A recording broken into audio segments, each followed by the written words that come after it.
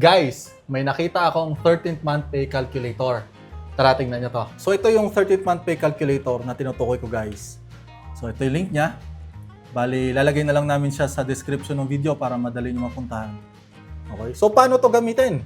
Kung makikita nyo, meron tayong green button dito na quick fill. Set standard monthly rate. Yan, so gagawin lang. Ayan na. Ilagay lang natin yung current na monthly rate natin. So for example, 30,000. Yan.